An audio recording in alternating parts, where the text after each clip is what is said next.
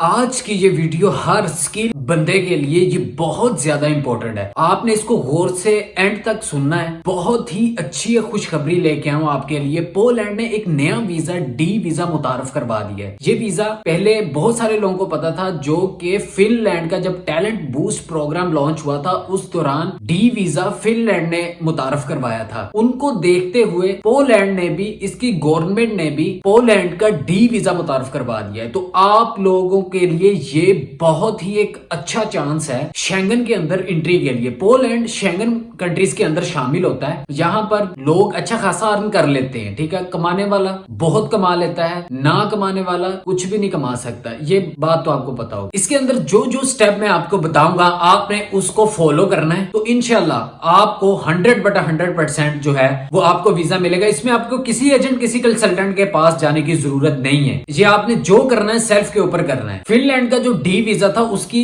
Success ratio बहुत अच्छी रही है। अब पोलैंड ने डी वीजा इंट्रोड्यूस करवा दिया है, इसकी भी सक्सेस रेशियो बहुत ही अच्छी है। पोलैंड स्किल्ड पर्सन को वहां पर बुलाना चाहता है और वो दूसरे कंट्रीज से थोड़ा सा ऊपर अपनी जीडीपी को ऊपर लेके जाना चाहता है और अपने मुल्क को ऊपर लेके जाना चाहता है। वो तरक्की की तरफ ये चीजें सोच रहे हैं। तो आपको जो चीज मैं आज बताऊंगा इसके अंदर आपने वीजा की टाइप को सही करेक्ट आपने सिलेक्ट करना है। बहुत सारे लोग ऐसा करते हैं कि वीजा की टाइप गलत होती है उनकी, जिसकी वजह से फिर रिजेक्ट हो जाता है। फिर वो हमें आके बोलते हैं कि जी आपकी इंफॉर्मेशन गलत थी। सबसे पहले वीजा की टाइप को आपने समझना है, उसके बाद जो है नेक्स्ट आपने स्टेप तब उठाना है। सबसे पहले वीजा की टाइप को देखना है। पोलैंड के अंदर कौन से वर्कर्स उनको जरूरत है इस टाइम के ऊपर, सैलरी कितनी है, डी वीजा के थ्रू जो रिक्रूटमेंट एजेंसीज हैं। इसके अलावा एक चीज मैं और बता दूं आपको कि आप रिक्रूटमेंट एजेंसी से डायरेक्ट जो है वो आप लोग कैसे राब्ता कर सकते हैं। बहुत सारे एजेंट, बहुत सारे कंसल्टेंट ऐसा करते हैं कि वो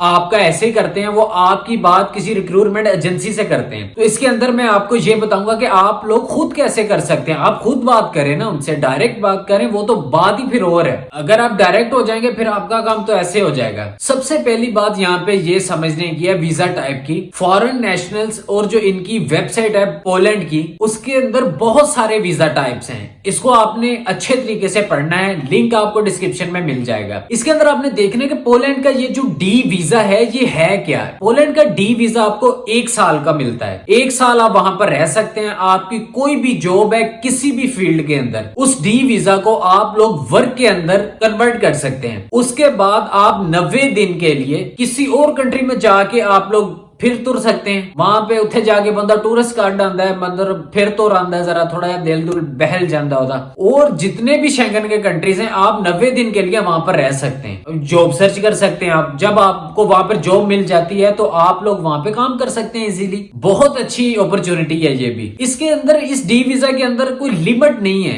इसकी, के जी कोई हद बंदी नहीं इन्होंने रखी, अनलिमिटेड। अब ये 1 साल का वीजा है, इसको अप्लाई कैसे करना है, क्या तरीकेकार है। सबसे पहले आपके पास जो डॉक्यूमेंट्स होने चाहिए उनको समझिए, और वीजा रिफ्यूजल पोलैंड का क्यों होता है, उसकी वजह क्या है वो भी मैं आपको बताता हूँ। सबसे पहले तो आपका वीजा एप्लीकेशन फॉर्म होता है, उसको आपने अच्छे तरीके से अपनी डिटेल लिखनी है, वीजा टाइप आपने अच्छे से लिखना है। उसके बाद आपने अपने सिग्नेचर करने हैं। फिर उसके बाद आपका कवर लेटर आएगा। कवर लेटर के अंदर आप लिखेंगे आप क्यों जा रहे हैं, क्या करने जा रहे हैं, क्या काम करते हैं वहां पे। अगर आपका यहाँ पे कोई बिजनेस है, कोई जॉब करते हैं, क्या करते हैं, जो आपके अंदर स्किल है, आपको क्या आता है, आप क्या कर लेते हैं, किस चीज के अंदर आप एक्सपर्ट हैं, वो अपने कवर लेटर के अंदर आपने अच्छे कीवर्ड्स के साथ लिखना है। उसके बाद आपने अपने फोटोग्राफ अटैच करने हैं। उसके बाद वैलिड पासपोर्ट होना चाहिए आपके पास, ठीक है। उसके बाद हेल्थ इंश्योरेंस आपने करवानी है। उसके बाद होटल बुकिंग आपके पास होनी चाहिए। और जो इसकी जनरल वीजा फीस है वो 80 यूरो फीस है इसकी। ये तकरीबन 30-31 हजार रुपए पाकिस्तानी बनता है। इसके अलावा इंश्योरेंस करवानी है आपने 30,000 यूरो की, वो आपकी 4 से 5 हजार रुपए में हो जाती है। वो बहुत सारी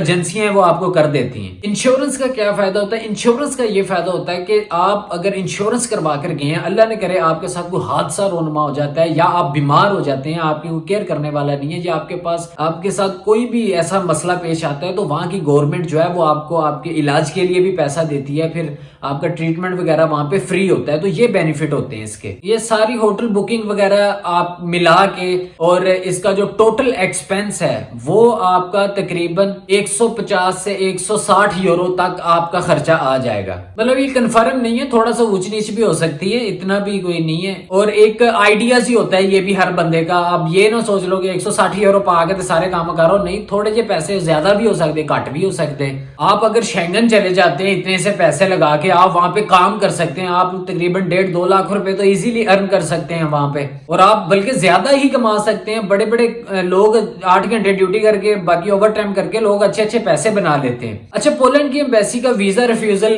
की वजह क्या है? बहुत सारे लोग आके कहते हैं सर जी वीजा रिफ्यूज हो गया, खत्म हो गया, डेड हो गया, फुस हो गया, वजह की हुई। देखिए, रिफ्यूजल से बचने के लिए सबसे बड़ी बात जो होती है ना, वो आपकी बैंक स्टेटमेंट होती है। वो आप रियलिटी में रखें। बहुत सारे लोग क्या करते हैं कि जी वो एक ही दम से ट्रांजैक्शन करते हैं 30-35 लाख की, डाला निकाला, उसके बाद जी जाके उन्होंने एम्बेसी के अंदर एम्बेसडर के आगे फेंकते हैं, उसे वो रिफ्यूज कर देता है। मैं हमेशा अपनी वीडियो के अंदर आपको बताता हूं और अब भी यही बात बता रहा हूं कि ये जो बैंक स्टेटमेंट होती है ये पर मंथ के हिसाब से आपकी देखी जाती है, ठीक है ना, कि पर मंथ के हिसाब से क्या सैलरी आ रही है इस बंदे के अकाउंट में। फिर वो ये देखते हैं कि ये बंदा सेल्फ के ऊपर अपना खर्चा जो है वो उठा सकता है। तो बाकी बहुत सारे लोग ऐसा करते हैं जी, 1 महीने के अंदर 1 करोड़ की ट्रांजेक्शन हुई है, 6 महीने कोई ट्रांजेक्शन ही नहीं हुई, फिर 1 करोड़ दी हुई है, कहते साड़ी 2 करोड़ दी बन गई, होता है एनजी वीजा मिलेगा, ऐसा नहीं होता। वो पर मंथ के हिसाब से देखी जाती है। इस चीज का खास ख्याल रखें, इसकी वजह से वीजा रिफ्यूज ज्यादा होता है लोगों का, इस चीज का आपने ख्याल रखना है। अगर आप किसी भी कंट्री के लिए अप्लाई कर रहे हैं, यूरोप का जरूरी नहीं है कि पोलैंड का, आप किसी भी कंट्री का अप्लाई कर रहे हैं, उसके अंदर भी आपने बैंक स्टेटमेंट लगानी है। उसका भी यही तरीकेकार है, वो आपकी वैलिड होनी चाहिए 6 महीने। उसके बाद आपका एक थाने से करेक्टर सर्टिफिकेट बनता है, ये एक नॉर्मल डॉक्यूमेंट्स हैं, ये भी आपके पास होने चाहिए। देखिए, जितनी आपकी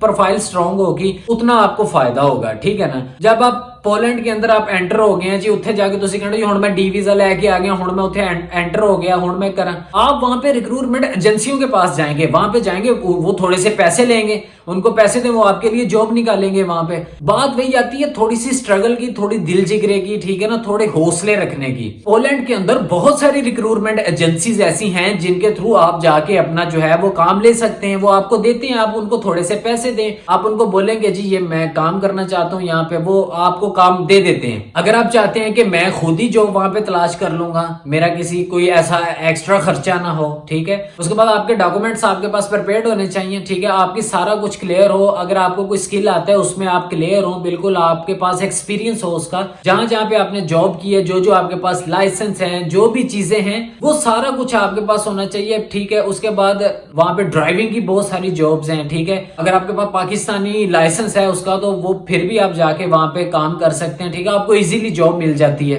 अगर उसके बाद आपको आईटी के अंदर कोई आप एक्सपर्ट हैं, कोई आपको काम आता है तो आप कर सकते हैं। अगर आप मेडिकल के लिहाज से आपको कोई काम आता है, हेल्थ केयर का, कोई किसी चीज का, बहुत डिमांड है इन चीजों की यार। आप निकले जाएं, आप इसने अपने इस कल्ट से निकले ना, थोड़ा सा बाहर जाएं, देखें, आपको पता चले, ठीक है ना। इन चीजों के अंदर आपने खास ख्याल रखना है वीजे की टाइप का, जो वीजे की टाइप होगी वो आपने देखनी है। दूसरी बात यहाँ पे ये आती है कि अगर आपको कोई स्किल नहीं आता तो आप लोग अपनी एक सीवी बनाएं, उसके अंदर सेल्समैन का या किसी चीज का एक्सपीरियंस आप अपना लिखें अच्छा सा, वो आप फिर वहां पे किसी शॉपिंग मॉल के अंदर चले जाएं, किसी शॉप्स के ऊपर चले जाएं, किसी जगह पे चले जाएं, वहां पर आप अपनी सीवी दें जाके उनको, तो आपको वो है जो आपको मिल जाएगी जॉब। अगर आप वेटरी की है आपने यहाँ पे, तो आप वेटर की जॉब लेना चाहते हैं वहां पर, तो आप लोग ऐसे ही सीवी बना के जाके दे सकते हैं उनको, एक वेटर की जॉब हासिल कर सकते हैं। ऐसे छोटे छोटे बहुत सारे काम आ जाते हैं, बस आप करने वाले बने। और बाकी लिंक डिस्क्रिप्शन के अंदर मैंने दे दिया है, उसको आप ओपन करें, ओपन करने के बाद आप उसको देखें, उसको समझें, गौर करें उसके ऊपर चीजों को। जिस बात की समझ नहीं आती,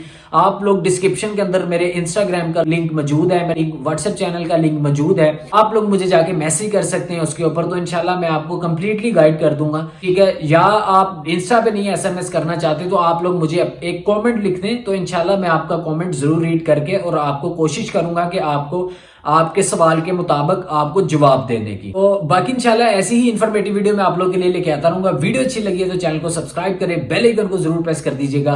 तो इंशाल्लाह मिलते हैं अगली वीडियो में, तब तक के लिए पीस आउट।